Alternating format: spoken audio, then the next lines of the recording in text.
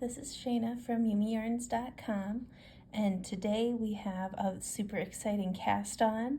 We're going to be starting the Knitting in Public Mystery Knit-Along Shawl for 2023, and I know today is not Worldwide Knit in Public Day, unless you're watching it on Worldwide Knit in Public Day, then it is. But I wanted to get this out a little bit early so that you guys could have your first section prepared because there's a little bit of plain knitting and then kind of setup bit, and then you'll get into the different colors and the clues and everything. So I wanted you to have time to prepare so you're ready for the first clue drop tomorrow morning. So if you haven't gotten your pattern, I've got it linked down below in the description. It's over at YumiYarns.com or on Ravelry. It's just listed under Knitting in Public Mystery Knit-Along 2023. Pretty simple name, but we're going to get started here. This is a really fun pattern because you can actually use whatever yarn you have in your stash. So go ahead and pull out those skeins that you don't know what to do with and have some fun with them. I've got a little percentage system written into the pattern so that it's easy to figure out how much yarn you have for each section, how much you need to set aside and everything like that. So I'm going to show you kind of how you get set up with that if you're weighing your yarn. So I have this really pretty yarn. It's kind of a gray tan with a lot of kind of jewel tone speckles. It's called Haunt from Casual Fashion Queen, and I really love it. All right, so I have my scale. I'm gonna get it turned on, set to weigh in grams. I'm just gonna put my full skein of yarn on there, and I've got 102 grams. So we're just gonna say, yeah, it's kind of going back and forth. We're just gonna say 100 grams, which means the skein was a little bit beefy. So we're gonna take that number times 0.9, which is going to give us 90 grams, and divide it by 10, because this particular one will be used in 10 sections of the shawl. So the main color will be in 10 sections. So 90 grams divided by 10, you get 9 grams of yarn per section. So I'm going to leave this on here. It's at 102. And I'm just going to wind off 9 grams. And this is what you would do if you're just going to be going by weight for your knitting instead of following the pattern. So like if you're using whatever weight, this is actually the yarn that I'm using for mine. So I'm going to have the exact right amount for what's written in the pattern. But if I was using like a DK weight yarn, if I was using something else, you know, if I was using a bulky weight even, you could do this pattern with a bulky weight.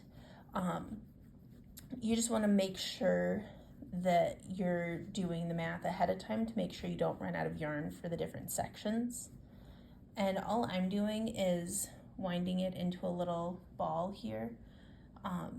And every once in a while, I just kind of let it go loose to see how much I've already wound into the ball. And you're not going to have to do this for the whole skein. This is just to get the first 2 sections worth. So you're only going to have 2 little mini skeins that you're making here basically. And I'm gonna speed it up a little bit for you guys. Remember we were at about 101, 102 for the weight on this, so we want to get it down to where it's at 92, 93 grams left on the scale. I'll probably go to 93 grams just because I want to make sure that I don't cut myself short later on in the shawl. So there we're at, and then we loosen it up, it goes to 94. So we're just going to do a little bit more here. Get it to where it's at a solid 93. Loosen it up. There you go, 93 grams. So we will break that, 93 grams. And then I'm going to wind up the next little mini skein, and I'll be right back. All right, so I have my 2 little 9-gram minis here. And then I did want to clarify, in the pattern, you have instructions for how to figure a mini for the contrast color. If you're using mini skeins, you can just use the whole mini skein. You don't need to actually use the formula if you're using a mini skein. Just go until it runs out, as long as all 5 of your mini skeins are the same size. So like if you have, you know, 5, this is a 20-gram mini skein. If you have 5 20-gram mini skeins like I'm using, you can just use the whole thing. You don't need to bother with weighing and splitting it up and everything. If you're using just a single large contrasting skein, so like if you had, like these ones are, you know, these were part of a 100-gram skein. If you had a second 100-gram skein that you're using instead of the minis, that's where you would use the formula in the pattern. If the minis exist and that's what you're using, all the work's done for you for the math, so just go ahead and use those as is. You don't need to do any extra weighing or measuring or anything. But your main color you do need to split up.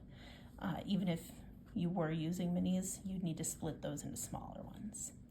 So we are going to save this guy for clue 1, which will be coming out tomorrow, along with the rest of my minis.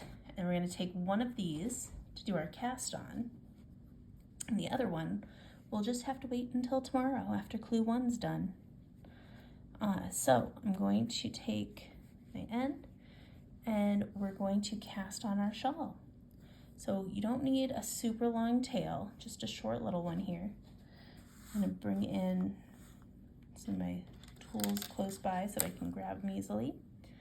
And we're just going to start off by doing our cast on here. You can use a slip knot. I just do that where you hold the yarn. It doesn't really matter, but the tail's down here, ball end is up there, and then you lay the needle in and twist the yarn around, and now you're ready to do a long tail cast on, and you don't have the bulk of the extra knot there. So we're going to cast on 4 stitches. I'm doing a German twisted cast on because anymore that's kind of my default, but you can do a standard long tail or whatever type of cast on you prefer. You just need 4 stitches. They don't need to be extra stretchy or anything weird, so you don't have to go out of your way to learn any special cast on here. Just get 4 stitches on your needle, then turn your work. We'll leave the tail alone, and now we're going to slip this first stitch, and then we're going to knit into the front and the back. So that was a bad angle. The back of the second stitch, and I split it weird.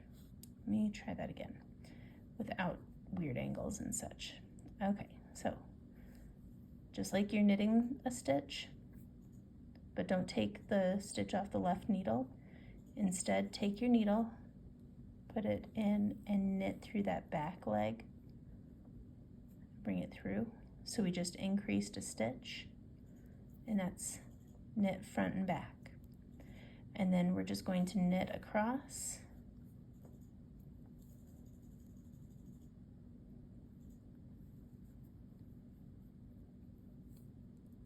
And that was row 1. And then we'll turn our work, and we're going to slip as if to purl every time. and that just means you put your right needle in like you're going to purl this stitch, but instead you just slide it off to your right needle. And we're going to knit front and back, off, 1 stitch increased, and knit across.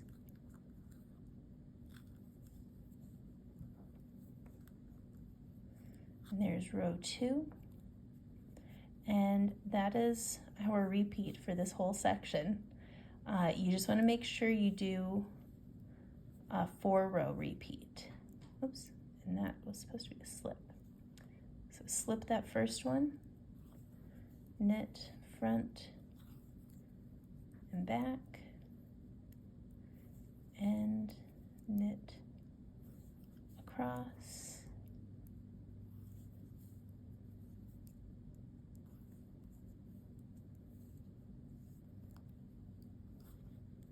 and last one, because now we're on to row 4.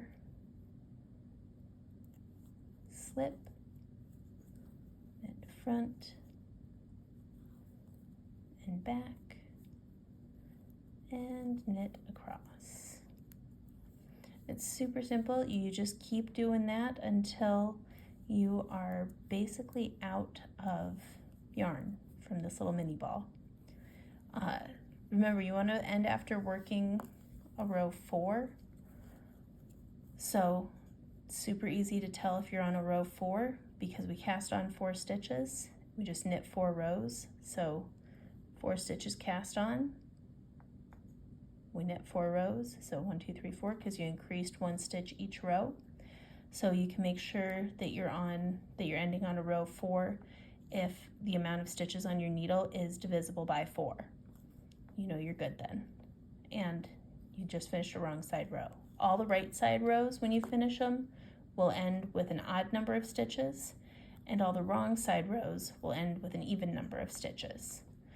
At this point too, you could just clip a little locking stitch marker onto the front of your work if that's easier for you to remember too. But yeah, so I'm going to keep knitting. I hope you keep knitting also, and I will see you back here later on. I'm going to be posting how to knit the different stitches over the next few weeks because I know it'll take some people a bit longer to knit through this pattern. So every Monday and Thursday we'll get a new tutorial for a new technique and a new stitch pattern. So since this tutorial is releasing on Friday, we'll have the mystery knit along with all the clues dropping throughout the day tomorrow, Saturday. And then on Monday, I'll have the very first clue. We'll do a little tutorial for the stitch pattern for that one. And then that Thursday, we'll have a tutorial for clue 2. Then it'll be Monday, Thursday. So yeah, it should be fun. I hope that you guys find the tutorials helpful. I hope you enjoy knitting your shawls and that you get out and knit in public and have a lot of fun. If you have any questions along the way, you can always shoot me an email. And if you have any questions for me with this video, just make a comment down below. If you're enjoying these tutorials, please like and subscribe. And if you don't want to miss any of the tutorials coming up for this knit along, just hit the little notification bell and you'll get notified when the next tutorial goes up. I hope you have a great day, guys. Happy knitting!